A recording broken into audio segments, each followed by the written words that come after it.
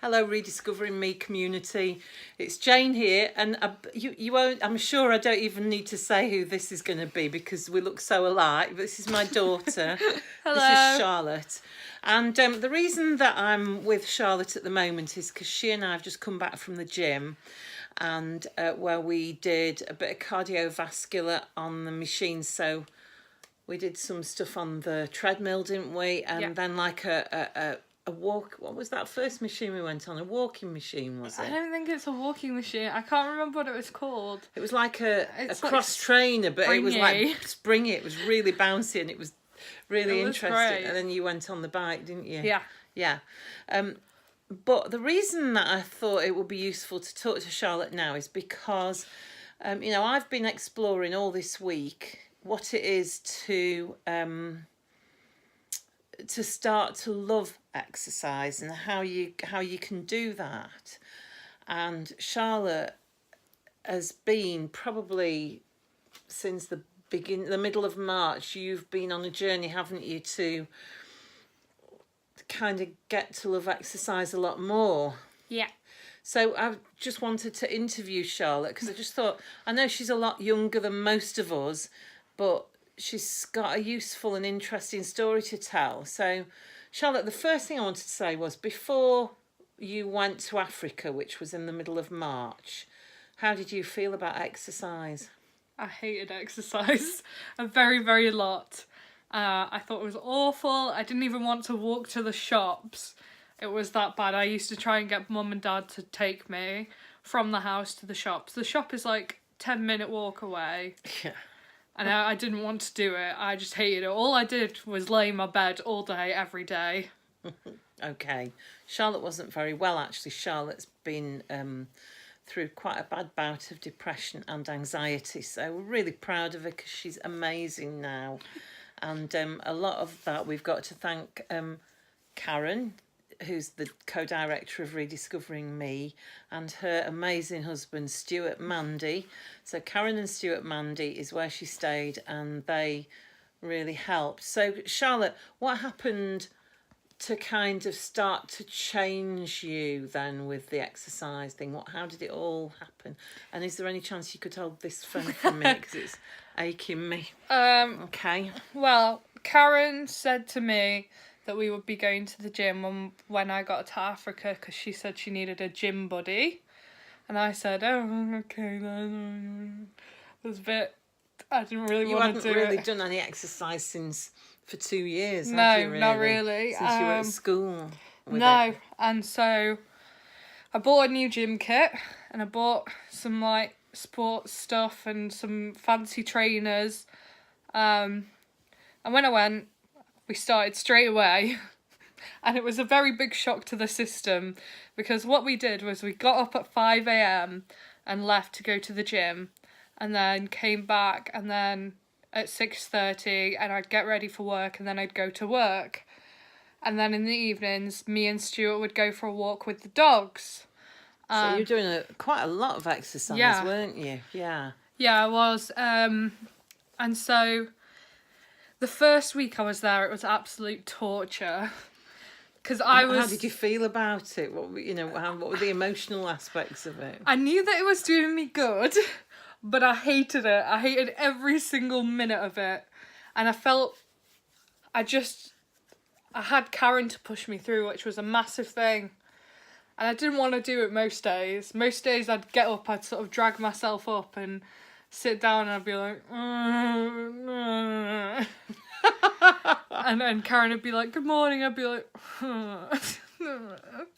and then we'd get in the car and we'd go. Yeah, because it is worth just saying as well, part of Charlotte's anxiety had caused her to be really out of her circadian rhythms, and then of course she'd also travelled a long way. So although there's only an hour's difference, there was 2 hours difference at that time of year, yeah, between the UK and Swaziland. It was a 13-hour flight, and then there's kind of lots of other flights and travelling in between. So she was really tired from the travelling. So she was completely to pot with all your hours, weren't you? Yeah, but I just had to carry on in the rhythm because the more I carried on, the better my sleeping got, the earlier I went to bed and things like that. So on an evening, I'd go to bed around 9:30, 10 o'clock. Your Most turn of for the the time. phone. Oh, bless, my arm's killing me. We should have been doing some pumping of iron, then my arm might have stayed there a bit longer. But it was amazing. And after about a week, I started slightly enjoying it and I started looking forward to it more. And then after 3 weeks had gone, I was loving it. I was looking forward to getting up for the gym every morning. And yeah, when I didn't go, I was like, yeah, get a sleep in, woo. But it was just like, then my whole day was thrown off. It was a great rhythm to have, and it made me feel so much better. Like, for example, at the beginning of the time I was in Africa, I would go to the gym and I would get home from work at 12 o'clock in the afternoon, and I would have to sleep until 3 o'clock. So I was able to do stuff in the evening, because if I hadn't, I just wasn't able to do anything. And by the end of the time I was there, I was getting up at 5, doing the gym, getting home, going to work, working till 4:30 in the afternoon, and then going out with the dogs in the evening, and then coming home and help making tea and washing up and things. So it's really amazing. It's such an amazing thing how just exercising can change your mood and your rhythm and your whole view on life. So is it because it's a physical thing or a mental, you know what I mean? Is it the physical endorphins that have done all that, or is there some benefit to just knowing that you're doing it as well? So at the beginning, I think it was mostly the endorphins that kicked in. Mm-hmm.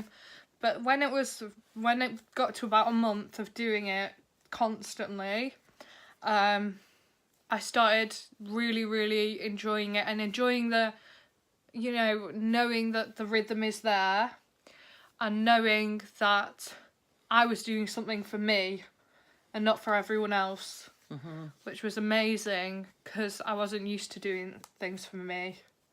Yeah, that's true. And so it helped you massively with your mood, didn't it? Yeah, really, really massively. And your anxiety? Yeah, it actually did, because it made me feel more body confident, because you feel like you are making a change.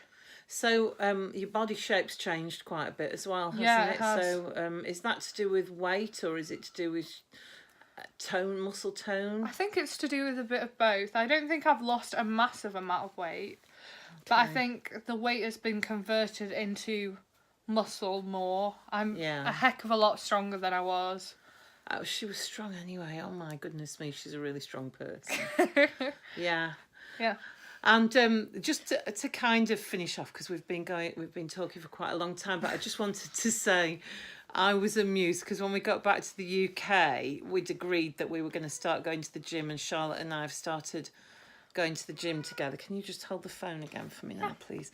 And thank you, darling. And so we decided that we were going to go to the gym together, and Charlotte's boyfriend Trafford decided he was going to go to the gym with us as well. So we all joined, didn't we, this one day? Yeah. And I said, I'm going to do my own thing. You two go off and do your own thing. Yeah. What was he like? I was going at about so on the machines at this gym, you have an effort level, which is like you put it up to make it harder for yourself.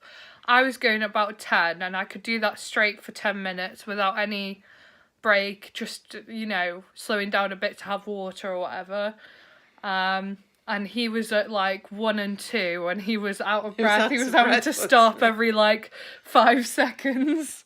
I think that weekend his mind was officially blown, wasn't it? He realised that in the 3 months that she'd been away, he'd just ended up with a different girlfriend when she came back, because she was so anxious before she went, an anxious person. And I'm sure she won't mind if I tell you that she'd been self-harming quite a lot.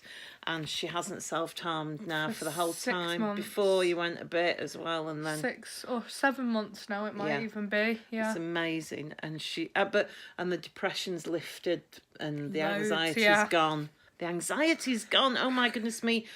Her anxiety was terrible, and it's gone. So, some amazing benefits there, and she's feeling great, and I'm so proud of her. She's just amazing. Thank you. Yeah, I hope that was useful. Thank you very much, and don't forget, be the best you can be. Bye. Bye. Bye.